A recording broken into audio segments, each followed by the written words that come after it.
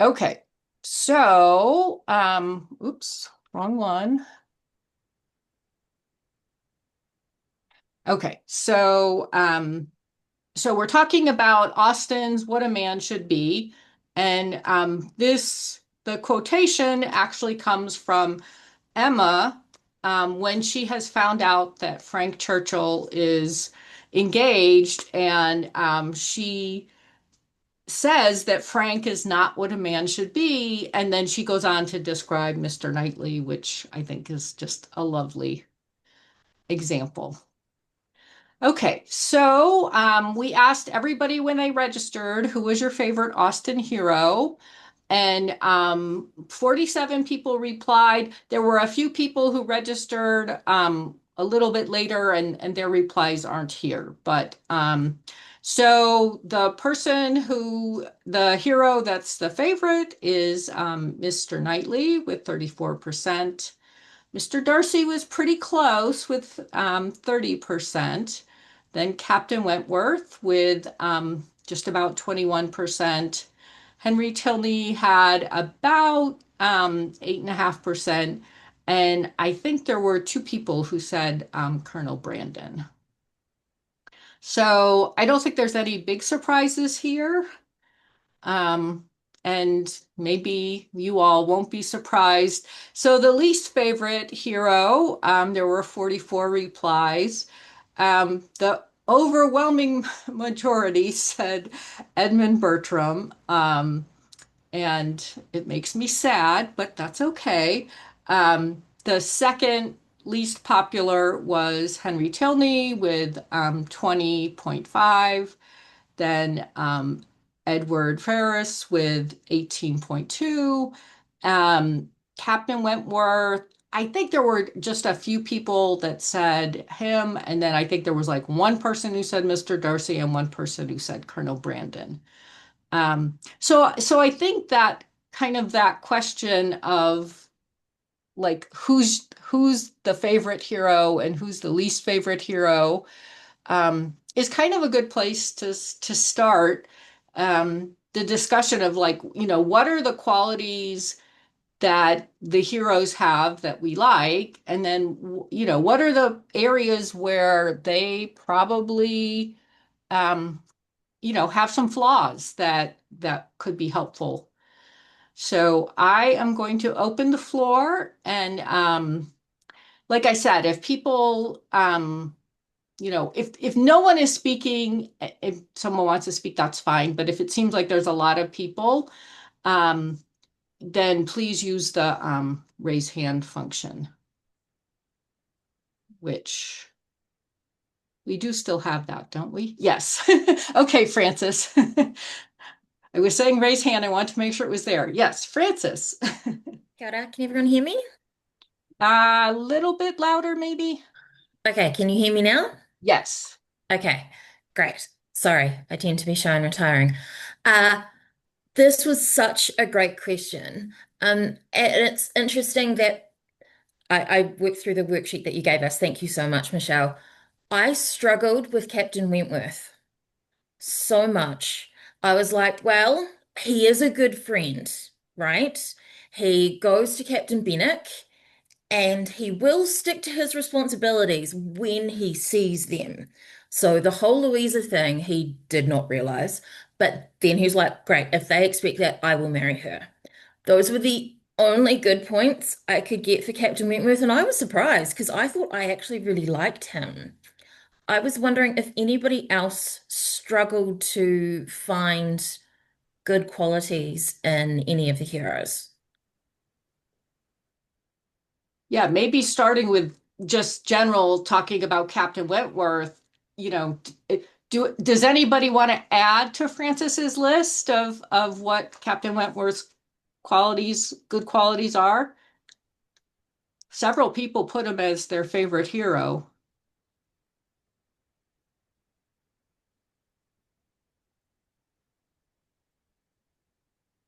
Oh, Teresa? Oh, great. Okay, so I agree. I put down that I mean, I agree in that he is actually my favorite hero, but when I came down to thinking about heroic qualities that he had, I couldn't think of anything more than he was loyal to to Louisa, if he thought he was engaged to her, and he was kind to Bennick. And then he shows that sort of act to kindness, but he's kind of resentful. And but I actually like him the best. So it's a really good question because I think he has the fewest heroic qualities. Like he goes away for 8.5 years. I mean, come on, he could have asked again. And yeah, so that's what I think about Wentworth. But I do like him, and I think he's probably the one I think would be the most fun to be a partner with, aside from Henry Tilney. He'd be fun too. Cindy? Well, I have to agree. I really like Wentworth, I think. But the part that gave me pause around him was that when he returned, that he could be so indifferent to Anne and also um, so unaware of his behavior to Louisa that the others said, she's expecting a proposal from you. The fact that he was out on a ship with, mostly men, okay, so maybe he'd forgotten what societal rules were like, but I just think it was a little the way that it's written, he's a little too out of it from a society point of view, and it just hurts my soul to see him flirting with Louisa when Anne's walking around behind them. That still pining for him. So that's my problem with Wentworth.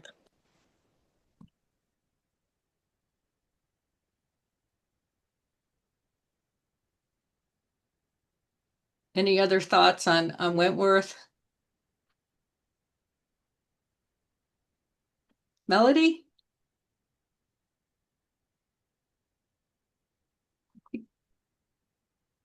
Got to figure out if you can unmute.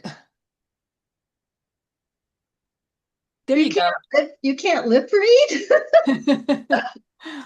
I'm a military wife, so the military aspect of the story appealed to me. And of course, Miss Austen herself had a couple of brothers who made admiral. Is that correct? And so it seemed like she knew what she was talking about. When one of the young ladies says, "Oh, I just love the Navy man. They have such a camaraderie. They have something other men don't have." And especially in that era where you were sort of the independent landholder, the people in her circle. I'm not talking about everybody, obviously. There was, it seemed like a solitariness about being male, and yet on the ship, I'm a big fan of the Master and Commander series. So I don't know. I just drink that stuff.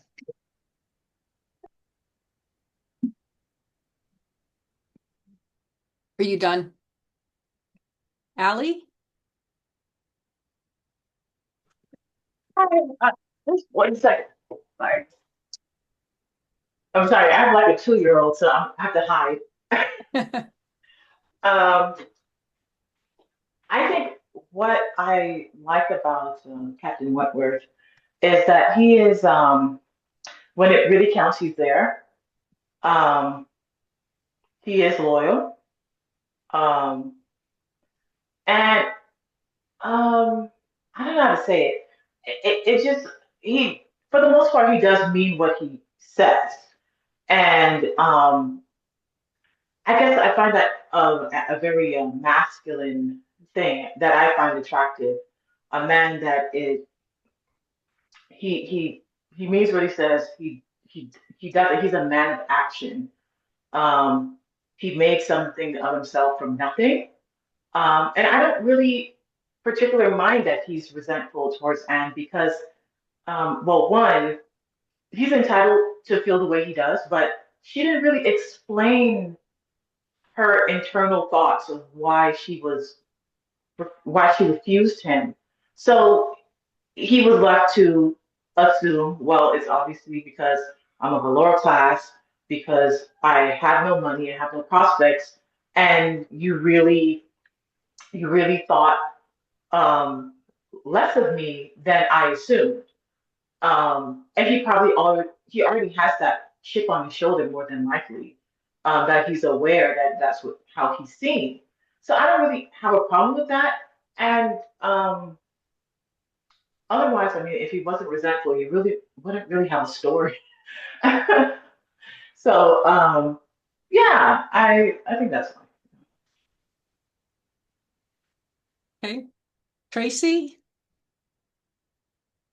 Okay, I think Colonel Wentworth was being overly cautious because it's not till the very end when he hears Anne speaking about how women's feelings are and they might not change before he finally makes his own feelings known.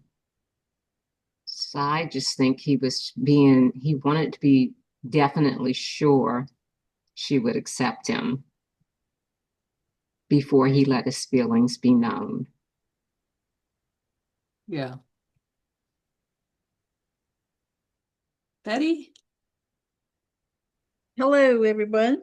I would give Captain Wentworth points for being polite. I think he displays good manners. I think that's what gets him in trouble with the misunderstanding regarding Louisa. Uh, I think he gets points for being brave, for coming back into an area where he experienced uh, a refusal previously. I mean, he knew he had to be coming into her territory, whether he knew he was going to see her or not. He didn't know, so I think he would get points for that.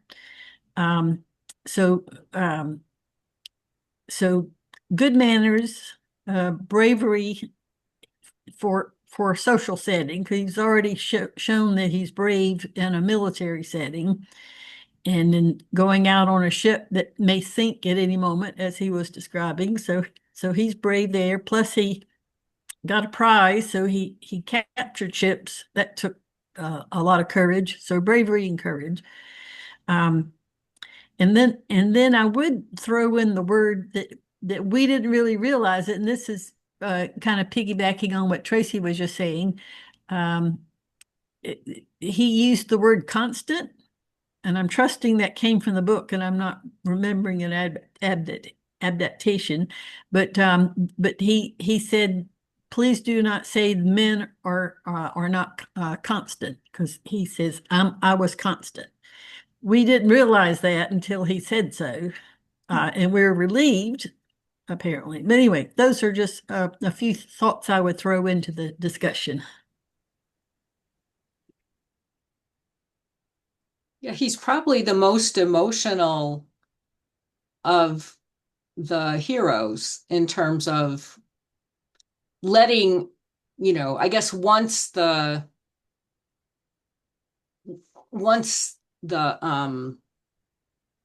once he meets up with Anne again in Bath, he really is displaying a lot of emotion, and in a way that is probably somewhat unusual for genteel men at that time. But yeah, so that I think is an interesting question of, you know, he has that level of emotion that he's showing. Um, is that a plus or a minus for him? Francis? Thank you. It was I had put those things that you, Michelle, and Betty were talking about under the defects or faults of Captain Wentworth, that he was jealous and resentful and hot-headed. But yeah, actually, everybody's entitled to have emotional reactions to things. We expect these heroes to be very stalwart and not show anything except affection or whatever. Um, but yeah, considering, as Betty was saying, going back to a place where he knew he wasn't welcome and, possibly a bit resentful that this woman that he loved wouldn't marry him, it makes sense. And maybe they're not defects or faults. It's just being human and having emotional reactions.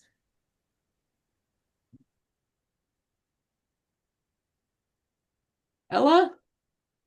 Oh, everyone has given really great inputs. I'd just like to chime in that Captain Wentworth really has a way with words. I find his proposal one of my favorites. And well, compared to Mr. Knightley, who gave us, well, if I had if I love you less, I could talk about it more. Captain Wentworth really went all in with the, I offer you myself even more when even more your own when you almost broke it. So I know we shouldn't base men off of their words, but it's a really nice way to read in a letter. A lot of people see him connected with the Romantic poets. Um, yeah.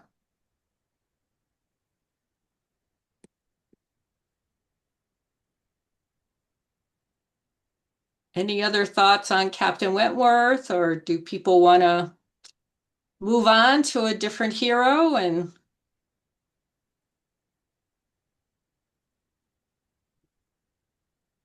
Francis? Another potentially contentious one, I think, is Henry Tilney. He does have a great sense of humor, uh, but also sometimes that can come across as mocking and condescending. Uh, so I think those are kind of like the good points and the bad points I had for him. What did other people think about Henry Tilney? Yeah, I just want to notice that his positives were almost as many people said he was their favorite as said he was the least favorite. And it seems like he's maybe kind of polarizing, like you either like him or you don't. Um, Curious what people think. Teresa, I think you're muted. Sorry, I was just saying that I love him because definitely because of his sense of humor. I think he would just be a fun person to hang out with. And we can see that because of the way he interacts with his sister. So he does tease her and laugh at her, but they're clearly equals. I mean, his sister is taking it and they obviously have a good time together and they're very close. So I think that sort of bodes well for Catherine if because I think that he treats people, the women, as equals.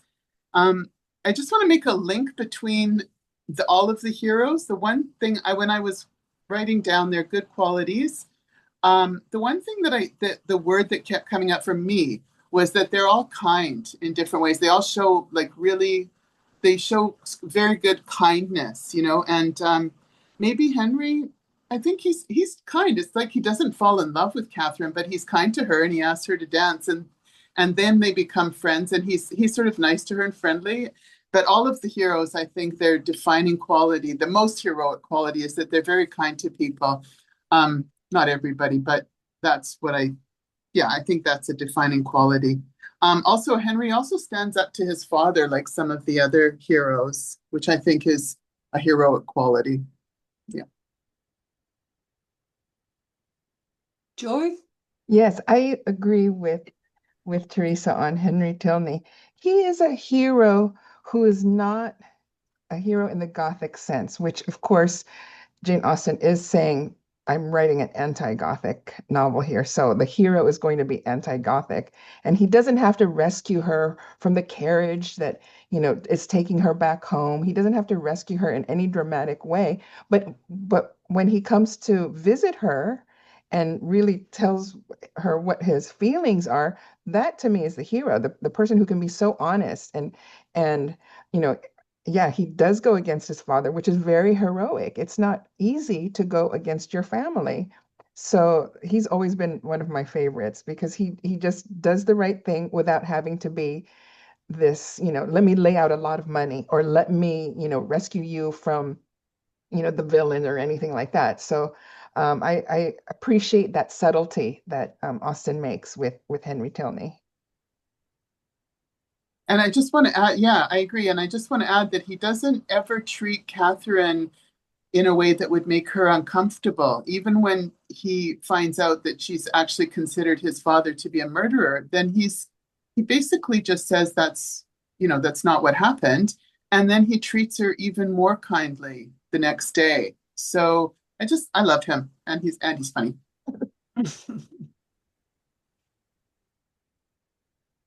Ella? I'm definitely Team Henry Tilney, and I'm sad that a lot of people don't like him, but I really love Henry Tilney. Just jumping off from what Joy said, that I think he really is anti-Byronic in a way that he's someone who, if I met in real life, I would really fall for. He's a gentleman, he's respectful, he's even knowledgeable in fashion. He seems secure in his masculinity.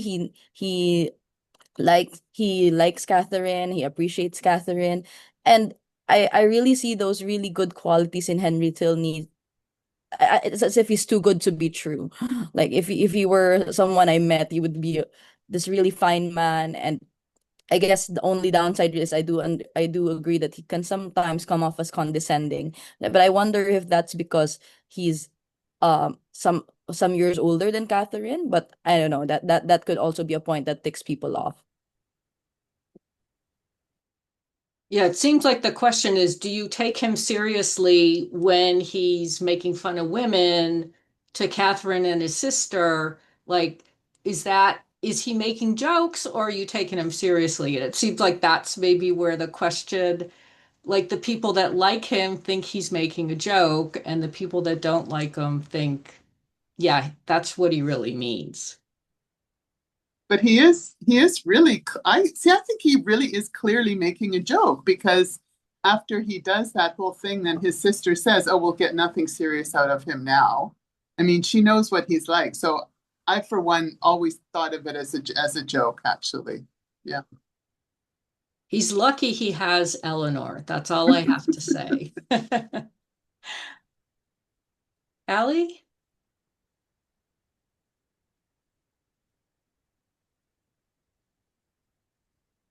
Allie, did you want to talk? Yeah, sorry. I don't think I don't really dislike him. Um, I think it's because it comes from my frequency of reading Northanger Abbey, and it's also because it's such a small book, and a lot of the time, a lot of the book is spent um with Catherine and oh Lord, I can't remember her name right now. Um, but I can't remember their names. But you know, that girl she says she thinks that is her friend. She spends The a lot of Thorns? time.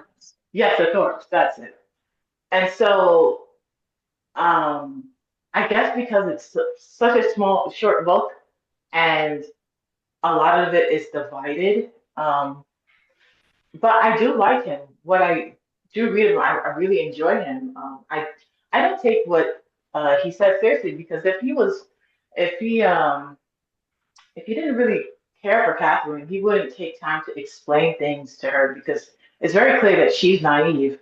And at times that could be, I found myself getting frustrated with Catherine, that she just didn't get things that were just so obvious. And that can get pretty tedious trying to explain things to someone. So I don't think he would make that much of an effort if he didn't really care for her. And I mean, honestly, the things that he said was in part true and also funny. So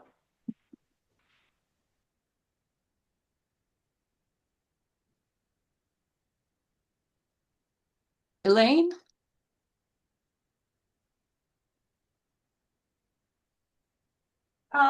Well, if we're going to include Mr. Colonel Brandon, don't we have to include Bingley too? Yeah, I mean, they're like both the number two heroes. it's funny. I know like in the adaptations, it feels like they're maybe as important. For some reason, it doesn't feel as like equal as I maybe because we like never get conversations of Bingley like with Elizabeth where, like we do get the conversations of Colonel Brandon and Eleanor, but I am happy if you want to talk about Bingley and Jane, Bingley, we could talk about Bingley.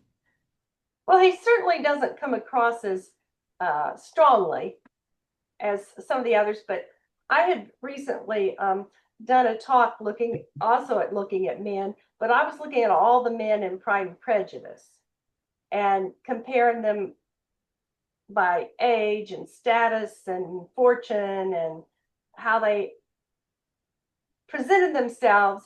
And Bingley was quite a few years younger than Darcy and had less money. And you start to see why he let Darcy kind of lead him like he did in the story. And another one was Mr. Gardner, who is described as having a gentlemanly like manner, whereas Mr. Bennet, who would be ranked as a gentleman, often did not have as much of a good manner. So it's really interesting looking at who's a gentleman and who's not, and who's the hero and who's not. Yeah.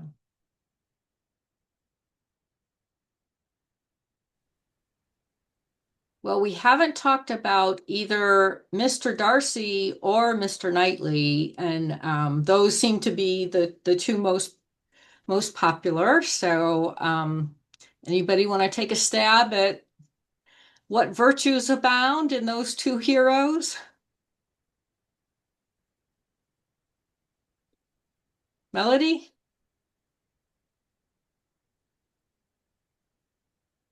I always forget. Mr. Darcy was proud. In a good sort of way, he said. So we'll have to take his word for it. We do see that how the pride thing worked out, because in some respects it kept him from making the character of the bad character plain. I suppose a duel would be the way you'd have to do that. So his pride forbade him to do something like that, and it was probably a good sort of pride that forbade the duel. Just guessing. Also, I wrote down his reserve.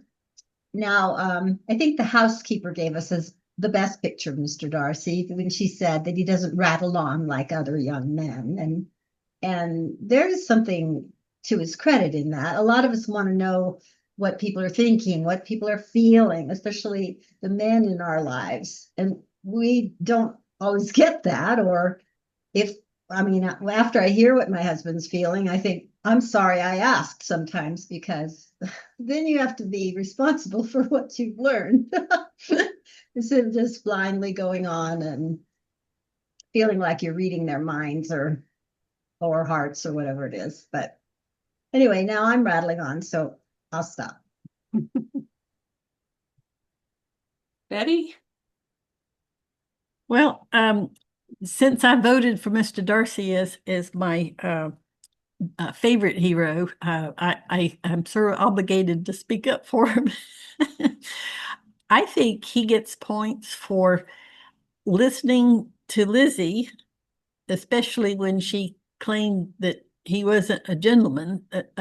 If you had acted in a more gentlemanlike manner, I think he sees himself as a gentleman, and so to be accused of not being a gentleman was startling to him, and that caused him to uh, uh, to to step up to the plate and to listen and to take to heart what he heard, and he went about trying to uh, earn her respect, not by being what's the word I want to use? He did it in a behind the scenes manner. He didn't want to broadcast to the world that he had done the things that he did, to make things right in Lizzie's life. He wanted her to honestly be put things to be put right as she saw it. So I think he gets great points for that. The fact that he saw himself as a gentleman, and when he was accused of not being one, he immediately took steps to correct it. And when you get the vote from the housekeeper, is Melody was pointing to. If the housekeeper can speak up for you ever since you were 3 years old, that really says a lot. So I think collectively we had to become, gather a few pieces of information before we could see Darcy in that light. But in the end, I think he earns all of our respect and really the ability to see him as the gentleman as that he sees himself as being.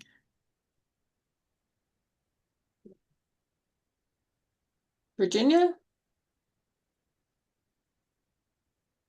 Hi. Yes, so I'm not really going to make exactly a comment about Mr.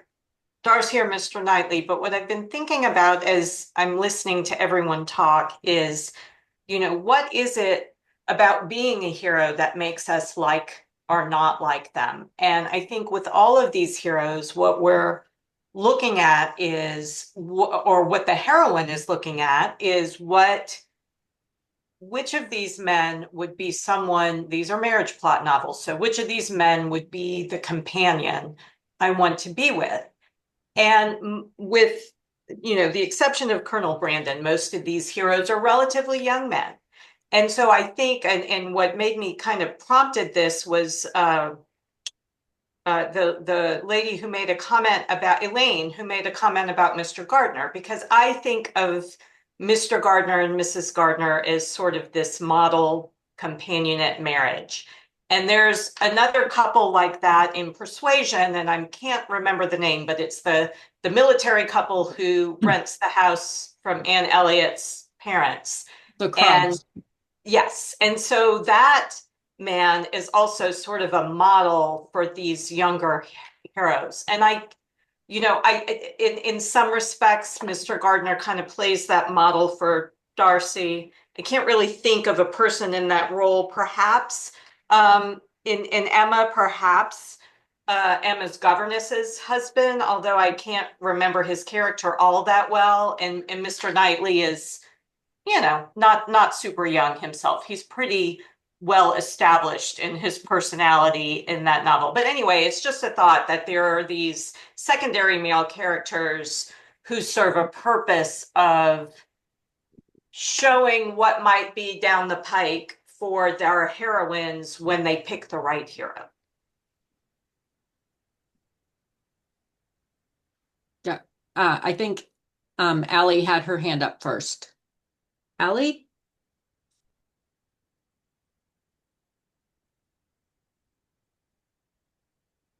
Hello. Me again. We're on Mr. Darcy, right? Either one, yeah. Okay. So with Mr. Darcy, um, I guess once you get over his bad attitude in the beginning, he's very loyal. He's humble. And he goes in a lot of ways, in the case of Mr. Wickham, and he goes over and beyond to make amends and to fix his errors where he sees them, including, I guess, with Elizabeth. He listens to he accepts criticism, and where he feels that he is wrong, he adjusts.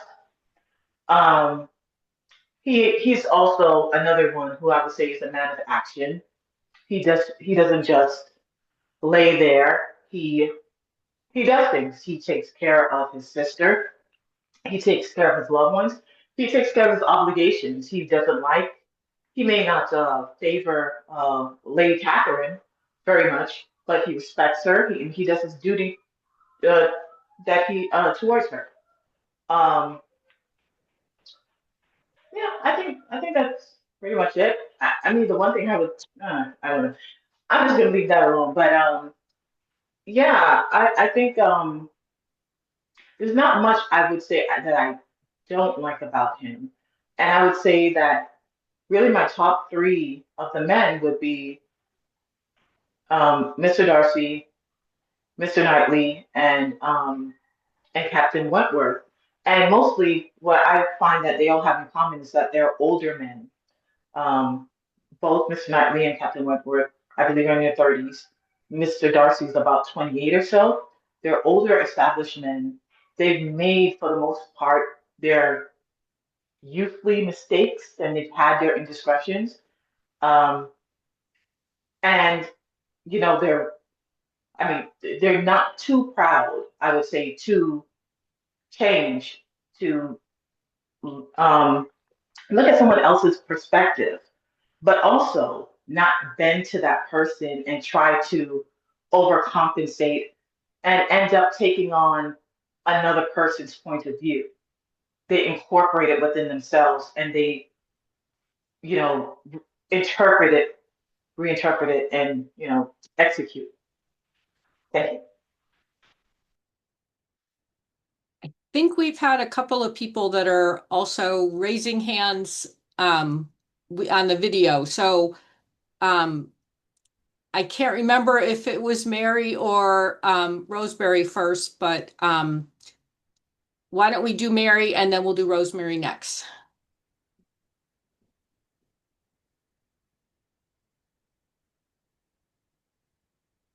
Mary, are you there? Sorry, I was muted. Sorry.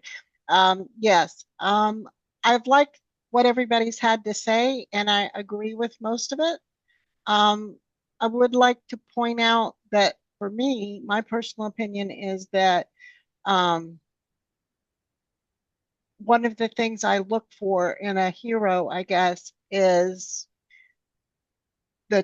in Austen's novels anyway, is when they change, how much they change, and maybe their motivation for change.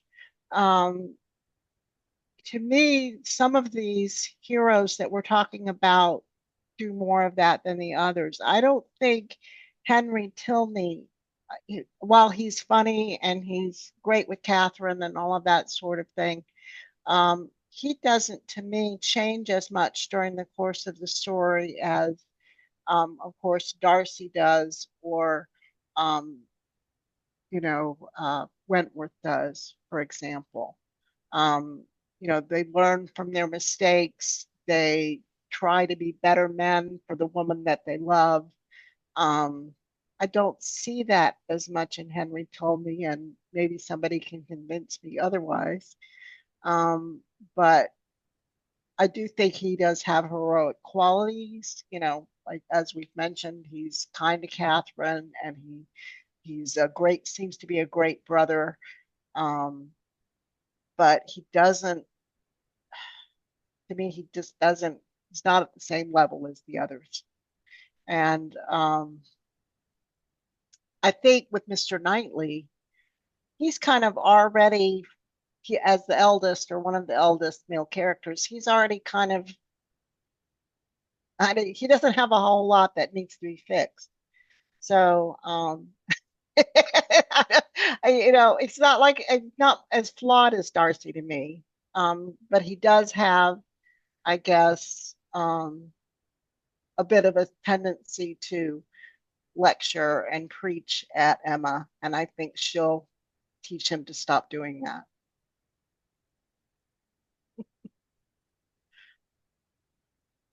Rosemary? Well, I was thinking about this more like what a man should be.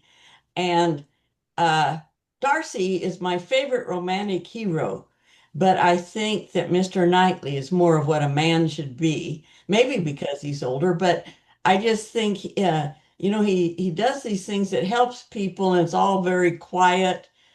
He sent his produce to the widow and so on, but nobody knew about it unless it was accidentally said. And I just think he's just more manly and more just just a good gentleman and does things right, except that he just doesn't realize how he feels about Emma. But I really, for what a man should be. But my all-time favorite romantic hero, of course, is Darcy. I just want to add one thing to that. I have this sense of like, who do you want to, like, in an emergency? It would be Knightley.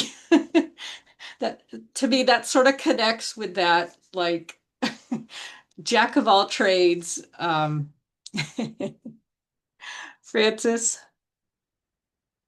I think it's really interesting that Darcy and Knightley were the most favored, right? Because they're actually similar in a lot of different ways. They're more established, they are that little bit older, they have their own estates. And I think part of that, the having their own estates means that they're responsible as well because they're both good landlords and they're both good father figures, which is a little bit uncomfortable because Mr. Darcy is a good figure for his sister, and Mr. Knightley is a good father figure for Emma. Um,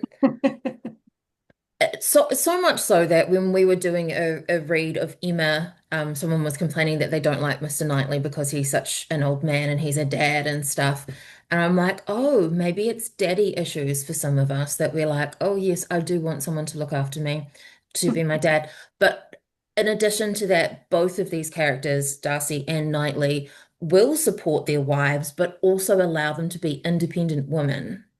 And that's the difference. They're not condescending males. They're looking for, I think you put something in there, Michelle, about having equal partnerships. And that's really it. And I think it was Virginia was saying about, who do you actually want to have as a partner? And they would both be excellent partners because they are responsible, they are good at what they do, they have the money to support you. But they also want you to be an independent woman and they do appreciate the way that you think about things. Even if, Mr. Knightley doesn't always agree with Emma, he will only really call her out if she's kind of a bitch. Teresa.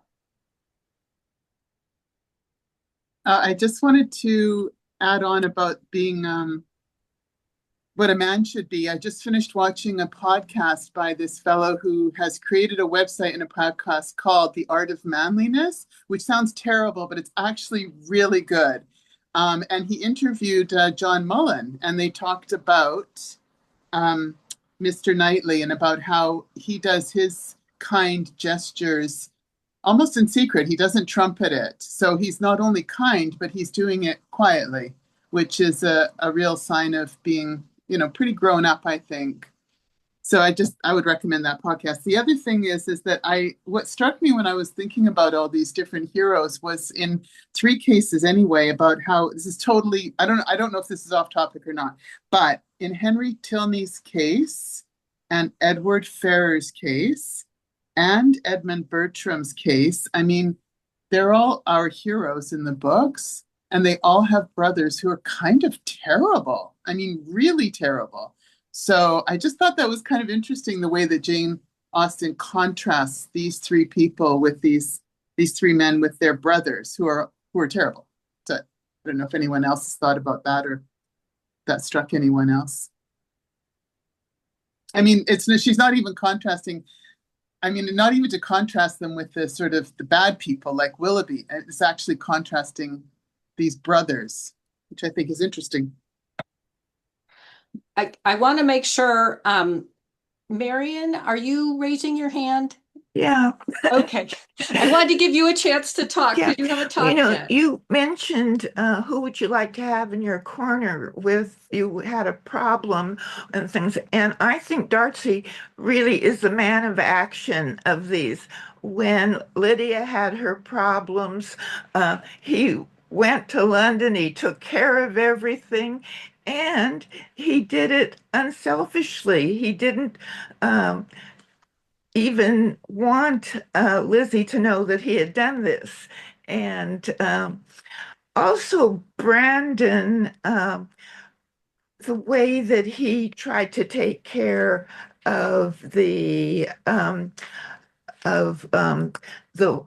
girls, the family that Willoughby had in that the with the pregnancies and the falls from grace, and he had people go out try to find out where they were, how he could help, and he did those. So those are two men I'd want on my back if I had a problem.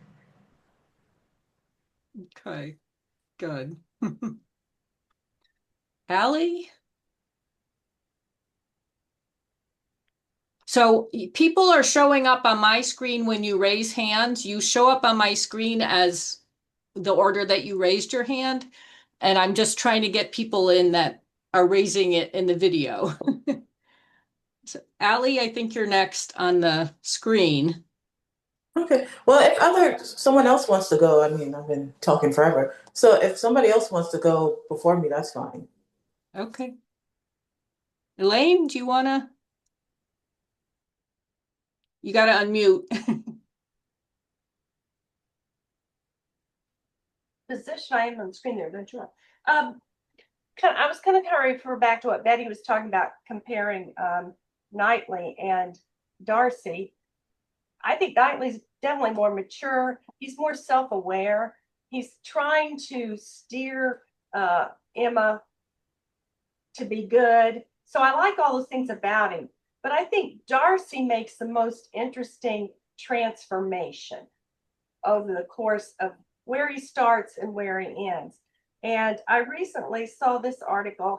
I don't know if you can see that title, but it says, "What Dudes Don't Get About Mr. Darcy." And she concludes it. It's not because he's rich or that he's got a nice accent, being British or whatever. It said he changes for the sake of to earn a woman's heart. He makes that change, and that's what women really like about Darcy in the story. To me, the two Eds, Edward and Edmund, were so diffident and so, I don't know, they didn't seem very romantically involved to me to be very good heroes. But one thing I think is interesting is the fact that you're talking about comparisons to those brothers, and that was a good comparison. I wrote that down. But Collins, of course, in Pride and Prejudice is so much the comedy thing. And also in Emma, she has a minister who's made fun of. But I like to point out that in 3 of these books, the hero is the minister. He's a second son, and he's going to be a country parson like her father was, and he's the hero. So I don't want people to think she didn't like ministers in general. Ella? I'd just like to point out, like, it's so amazing how um Jane Austen delicately wrote these stories, because I think a lot of the reason why our opinion of each hero is affected by how she presented them in the story. So, for instance, with Darcy, why we're so inclined to him and why we're so drawn to him is because the transformation is so satisfying. It's like she set up this whole enemies to lovers trope so that we could see them both grow together. And as with Mr. Knightley, the thing was she painted him as this near perfect man, but Emma doesn't take notice of him until the very end, which I think was intentional, and it just shows how great of a writer she is, because it seems like she never has this formula for the love story or the romance. It's always in a way that she wants to put out some kind of message or some kind of truth about humanity and about romance that she illustrates differently in each of her novels. And I find that really beautiful. And I guess you could say the same for Henry Tilney, since she was doing a commentary on the Gothic novel. She really wanted to put a foil for Henry Tilney with the more romantic heroes in the Gothic novel. So I think that's really interesting, and I think that's how it affects our opinion of these heroes in general. I'm not sure what the others think about that, but I think why we love Mr. Darcy so much is because it was such a beautiful transformation.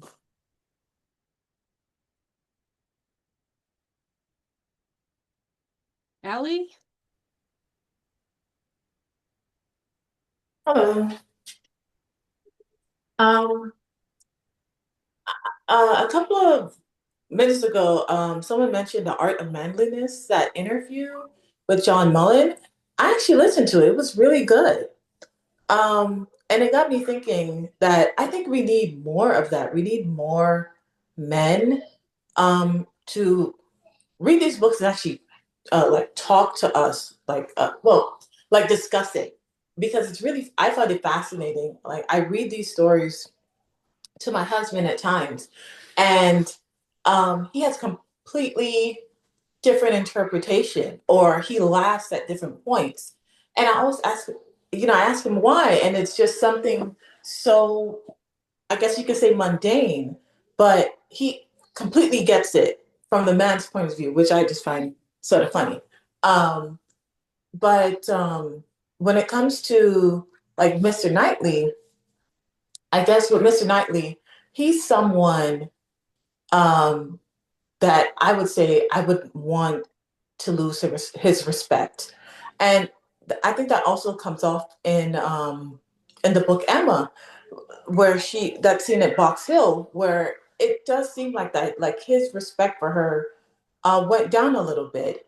And he I don't know, it's just something about him, like I guess you don't want to disappoint him, and you want his respect. And it's because he is a hard worker. He is such a doer, and almost expects that in turn. He doesn't you have what's her name, Mrs. Elton talks about doing good, um but in a way she sort of embarrasses that person. Like she wants to do so much for Jane Fairfax, but she just puts all her business out there. Whereas you have Mr. Knightley, he gives away his entire stock of apples, but he doesn't say anything. He doesn't embarrass the Bateses, despite everyone knowing that they're poor and they have to get handouts. He's just like a really do good character. He's a good do good man. And I think that, and in a way, he is an authority figure. I think he's a magistrate. That's probably why he also comes off so authoritative in a way. Um, but um, but I do notice somebody brought up the fact that like the some characters had domineering fathers, and the least popular characters, the heroes, they did have domineering fathers. Colonel Brandon, his father controlled everything and sent him off to the army. You have Henry Tony's father, who controlled everything and abused their mother. And then you have Edmund with Sir Bertram, and Sir Bertram just ruled over everything to the point you just wanted to run away.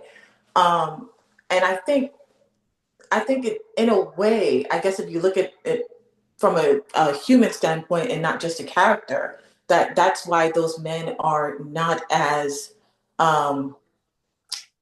they're not they don't have that self-determination as like Mr. Darcy or Mr. Knightley and Mr. or Colonel Brandon Wentworth, because they're being held back by their fathers. And so they have to become more independent. Once they get more independent, they can then, grow up a little bit more. And I don't know. I'm sorry, I'm going on and babbling, but thank you. Chuck? Yes, what I'm hearing is that, from listening to everybody, that Mr. Darcy's transformation was for Elizabeth Bennet. I would say it was because of Elizabeth Bennet. Yeah, he wanted to change for her, but she provided the impetus for his transformation, because it made him think that and begin to realize that he wasn't the man that he thought he was. And so between the period that from Hunsford, when she rejected him, to when they met again at Pemberley, over those months, he was reflected that he is not the man that he thought he was. And she's, because of what her accusations against him during her refusal made him realize that she was right about his assessment of him, except for maybe, what she said about Wickham. So I think that's important for any man to realize it's not just something that you're going to do for a woman, it's something you're going to do for yourself to improve yourself. And that's Mr. Darcy. Yeah, because he didn't know at that point if he would ever see Elizabeth again. And he had changed. Exactly. Yeah. Yeah. Nice point. Well, we have about a half hour left, and I want to make sure we have enough of a chance to talk about the Eds, as someone said, Edmund and Edward and Colonel Brandon. We haven't really talked about them too much. So just seeing if anyone has any thoughts about Marion.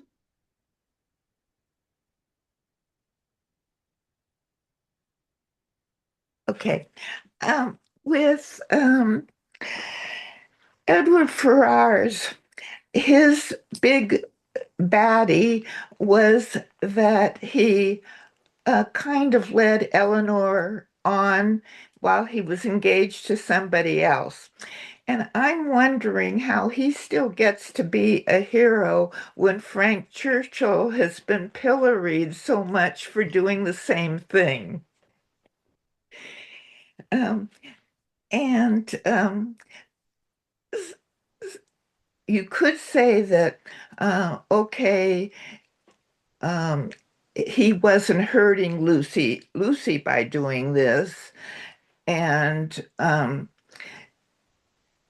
Frank Churchill was hurting Jane Fairfax by doing it. But it seems strange that maybe that's one of the reasons that we have a little more trouble with Edward as being a hero, because he he really didn't change that much either. He sort of went along with the circumstances. Now he was being true. I mean, he wasn't going to break the engagement, and we all know what a horrible thing it would have been maybe for Lucy if he had done it, because she had waited for him that amount of time and things. But still, um, we um, give him a pass, whereas we don't give Frank Churchill one. Not that I love Frank Churchill, but I think that some of the things that keep a man from being a hero, um, it depends how they're placed in the story, I guess, is what I want to say. Teresa? I think that's a really, really good point. I never thought about that before. Um, the reason I don't like Frank Churchill is because I feel that, in contrast, Edmund is sort of just stuck in this place that he's sort of found himself in. He was young, he got engaged because Lucy was engaging, and now he's kind of stuck. But he didn't behave the way that Frank Churchill did. Like, I never got the feeling that he would, like, once we know the story about what's going on with Frank Churchill, you look back and his behavior is terrible. I mean, he's laughing at people, he's singling Emma out. He doesn't show up to at his father's wedding. He delays because he's off visiting Jane and stuff, and so he's not really a nice person at all. Can't stand Frank Churchill. Actually, I feel like I know him. It's like he's not really a nice person, and I think that the fact. I think in Emma, it's sort of like Jane and Frank are given a total pass because, they had to be secret, but now his whatever, his mother aunt died, and so now it's all okay because they don't have to be secret anymore. And so I just think it's kind of icky, actually. But my least favorite hero is Edmund Bertram. I mean, my gosh, the guy is completely and hopelessly blind. about Mary. And I would say the only good quality, well, he's super kind to Fanny, which is great. He's kind to Fanny, but he is all like Team Mary for so long that you just kind of have to wonder about the guy. I mean, is that someone that you want to have as your partner? I'll get married to you because Mary turned out to be a horrible person. So he's on the bottom of my list.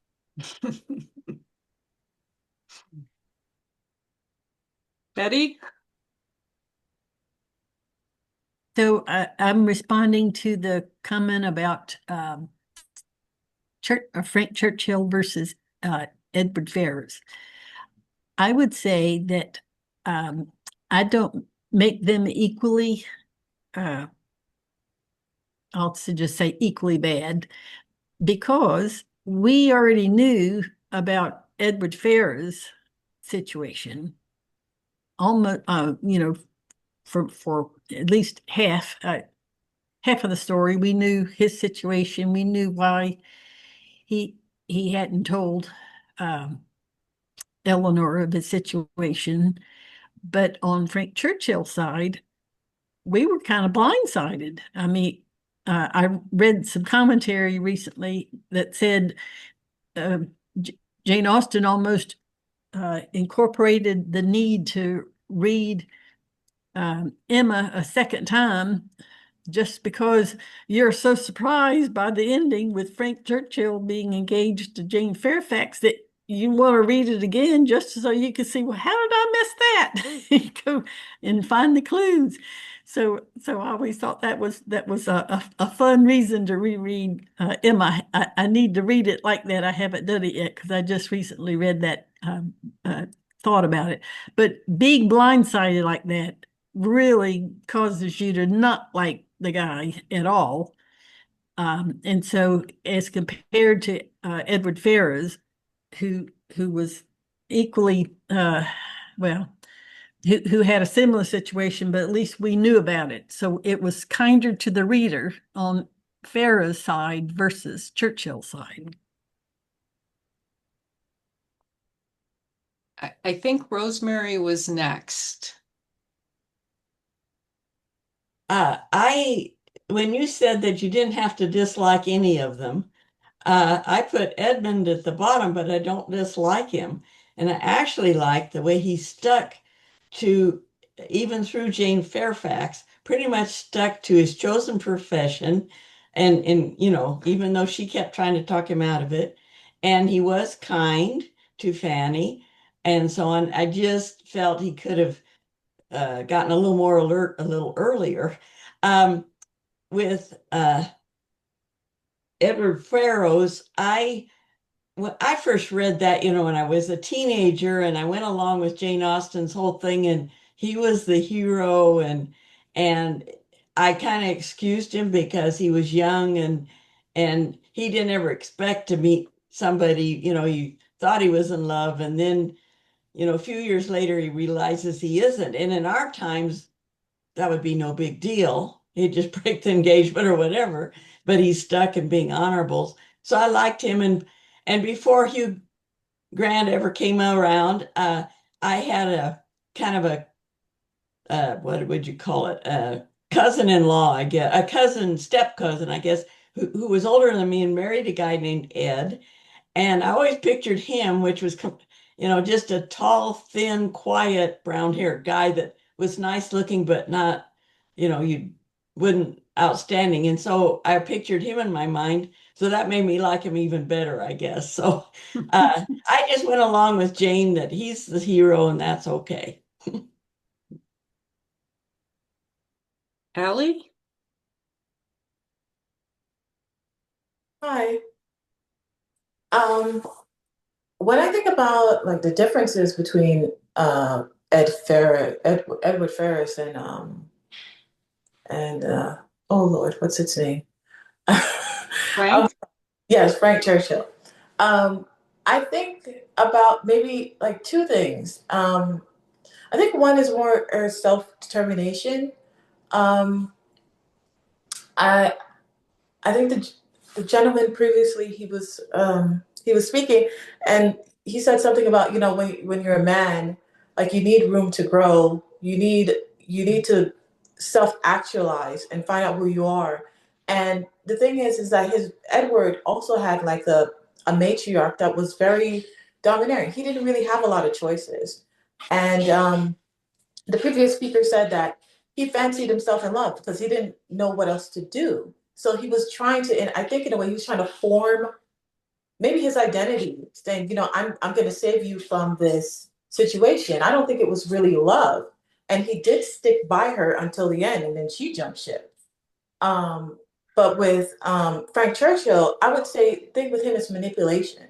Um, Edward didn't manipulate anyone. I mean, in a way, I guess he omitted when he was speaking to Eleanor, um, and that's terrible. But at the same time, he didn't really intentionally manipulate, go set out to make her fall in love. Whereas with Frank Churchill, he did that with Jane Fairfax. And he does it with everyone, really. I was reading it a couple of weeks ago, and I noticed that even with his aunt really, Mrs. Churchill, she's a little bit, controlling and needy, but she was sick. It was true that she was sick. Frank knew that she was sick, and he allowed people to think horrible things about her, to think that she is just this domineering person, which she is. She's not really a good person, but he never really told people, no, like she really is ill. He knew that. He had to have known that, right? He had to go home and see her in pain. With Jane Fairfax, it's the same thing. I mean, how difficult is it to, seduce an orphan girl who doesn't really have a lot of prospects into love and marriage? Sorry, that's my 2-year-old. It wouldn't be very difficult. I mean, she's not really looking forward to being um, a governess. And I don't think. And then when it comes to Emma, the same thing. It's like, well, I have to cover. I can't let anyone know that I'm with Jane Fairfax. So I'm going to allow Emma, to a certain degree, to believe that I like her, I fancy her. Right? He does that with absolutely everyone, and he makes everyone into a fool, including the woman he claims to love. Um, so there's and also it's done to flatter his own ego. That's what I find amazing. Um, and so I think that that's the nuance between the two, where you can forgive Edward. He acknowledges his mistakes. He apologizes, but he does try to do the right thing. Frank Churchill does the right thing for himself. Um, and that's it, really. Thank you. Francis? I mean, I'm just going to say probably the exact same things that Ellie did in a slightly different way. That was all of my points, Ellie. Wow. Um, I think similarities between Edward and um, Frank Churchill, that yes, they could both be classed as heroes because they're kind of saving a woman from the situation that they're in, right? They both do have dominating maternal figures. And also, why do we always have to blame a woman for stuff? That really bothers me. But the difference between them is their conduct, as Ellie was saying, that Edward, sorry, when he realized that he was having feelings for Eleanor, he stepped back. He never led her on.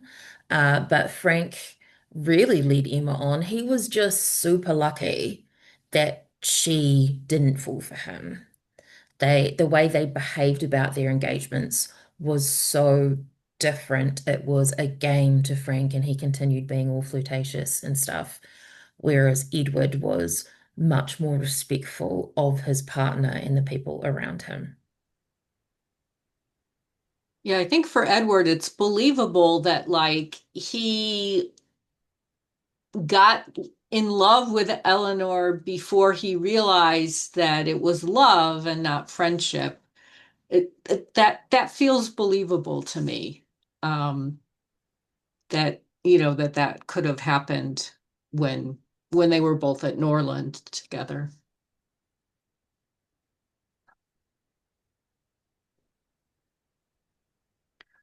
We got about 15 minutes left. So any last thoughts or someone that you feel like we didn't talk about enough? Or I think we hit everyone at least once. Elaine? Let's see. Well, you're in our background, our information for the thing. You mentioned the little story that Jane had written about Jack and somebody, and I had not read that before, so I did go and read it, and had several laugh out loud moments when I was reading it. Of course, it's not a finished work like she had with her novels.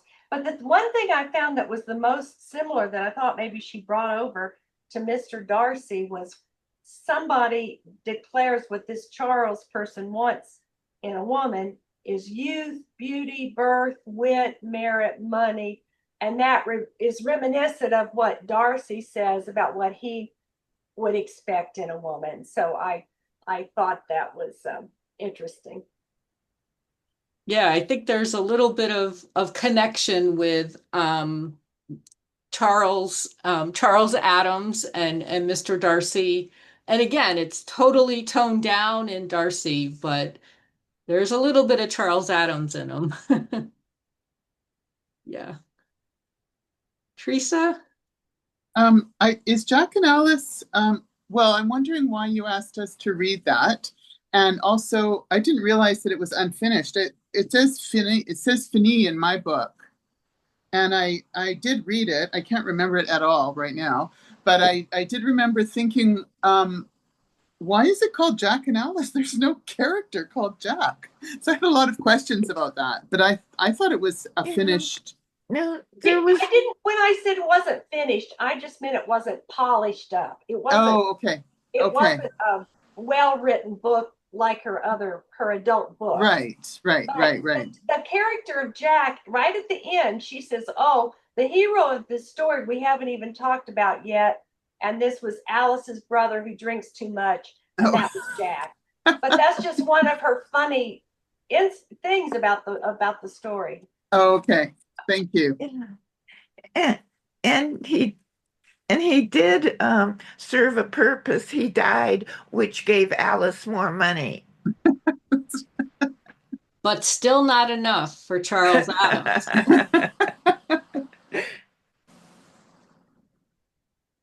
Melody, did you have something else you wanted to say?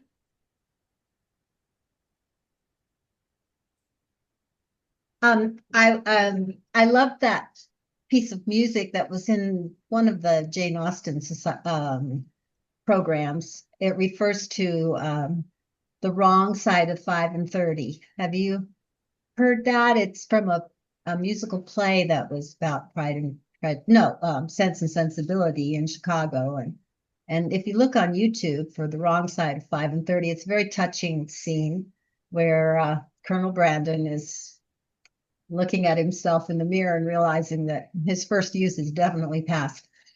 The other thing I wanted to ask you is, does anybody else feel the same way I do about the juvenilia? I just find it so ridiculous. And maybe she read those out loud to entertain her family or something like that. But when she made the jump, which I guess would be Northanger Abbey, to a real novel, it was just transformative that it made all the difference in the world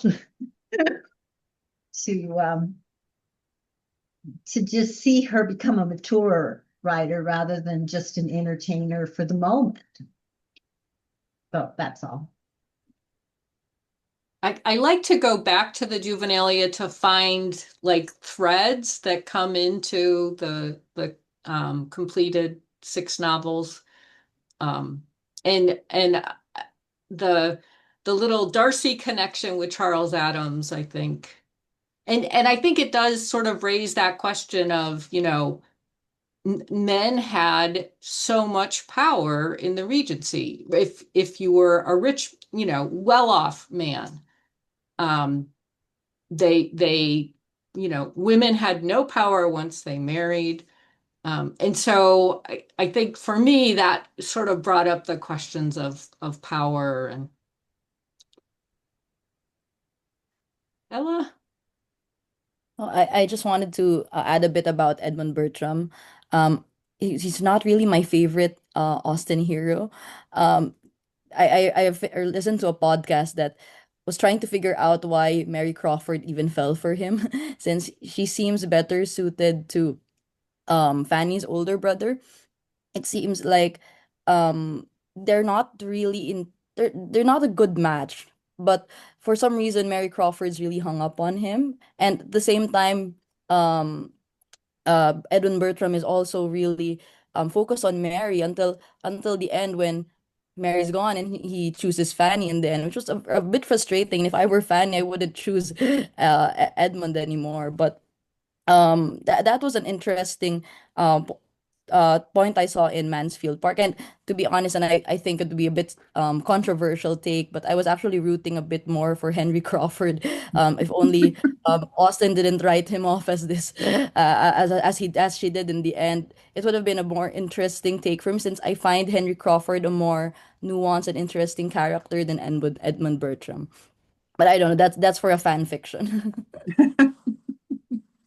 Marion?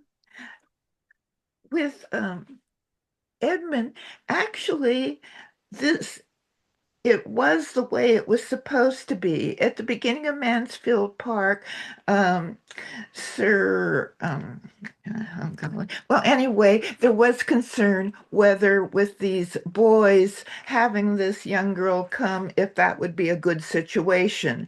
And they said no, at her age, as they grow up, it'll be like she's a sister. And I think that Edmund was acting like a good big brother to her all the time, a good, kind big brother. And he had to have this. I think it took him a while to realize that now she was a young lady and looked as her as a love object.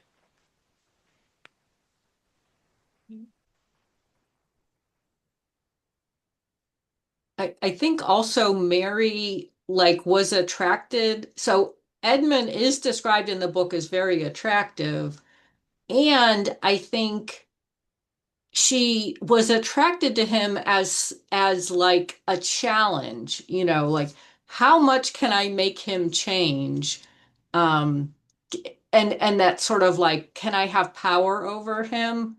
I think that was the whole discussion about whether he should be a clergyman or not, but even like that she was able to manipulate him into being in the play was such like a power move for her. Um, so I think that's part of like why he was attractive to her. Allie?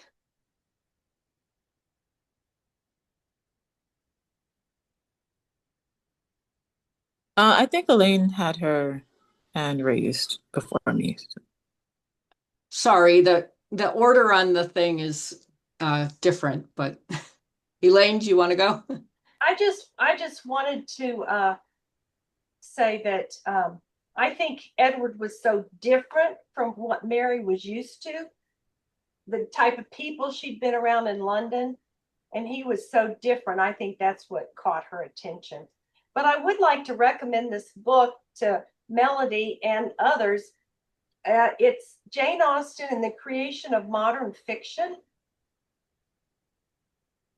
by Collins Hemingway. Um,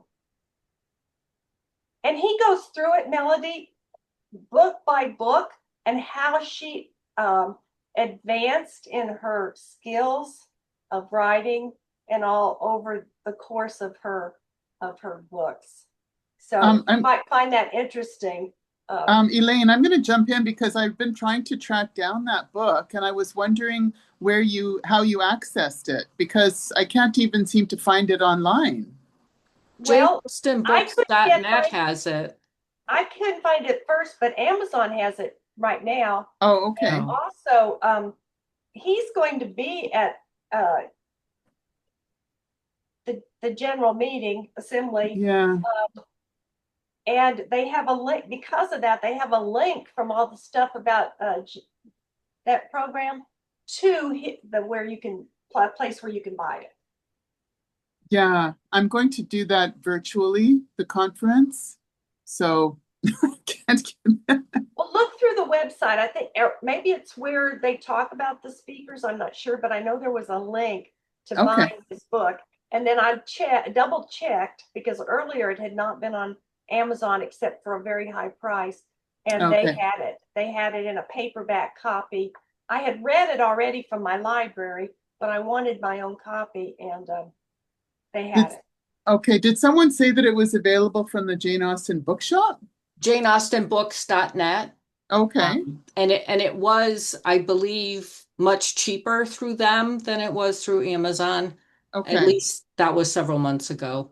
Okay. So Elaine, you recommend it though, because it sounds it sounds great, like a great idea. Okay, thank Yeah. you.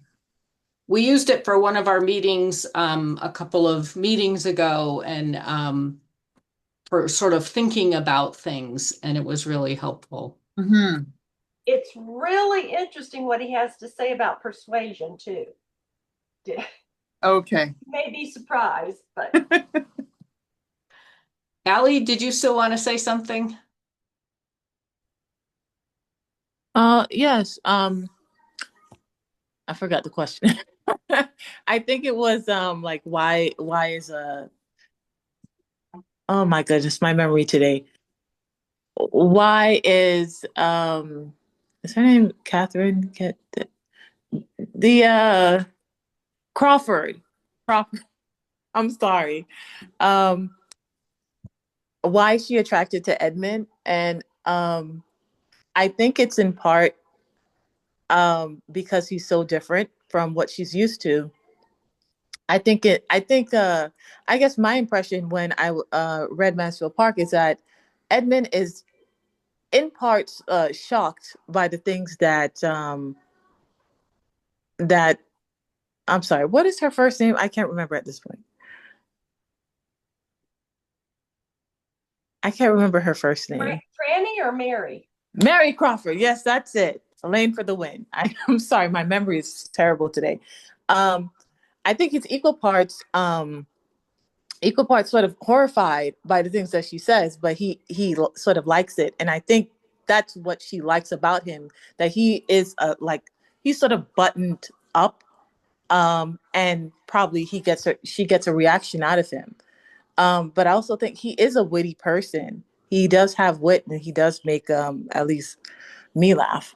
Um, and I think also it's what he comes with, which is Mansfield Park. There was a point in the book where like Mary didn't want to go back to the city. She wanted to stay, and she loved the life and the contrast, I think, that Edmund would bring to her life if she stayed with him. So I think it's sort of a package when it comes to Edmund for Mary.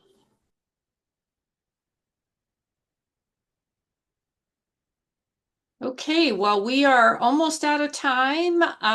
Any last parting thoughts? Thanks everyone for being so patient and taking turns and being willing to listen to everyone. And I will send out the video link to everyone on the list once it's processed and put on our YouTube channel, and then um, have it, linked up. So, but thank you all for coming, and such a great discussion. It looked like everybody who wanted to talk had a chance to talk, so that's great. Really appreciate that. Thank you for doing Thank it. you. It was great conversation. We love having visitors because we're a somewhat small region, so we always make our Zoom meetings open to everyone and free, because we love to have a good discussion. So great. All right. Well, thank you all, and hope everybody has a good evening. And if you're where we are is pretty hot, so stay cool wherever you are if you've got hot weather too. Bye. Bye.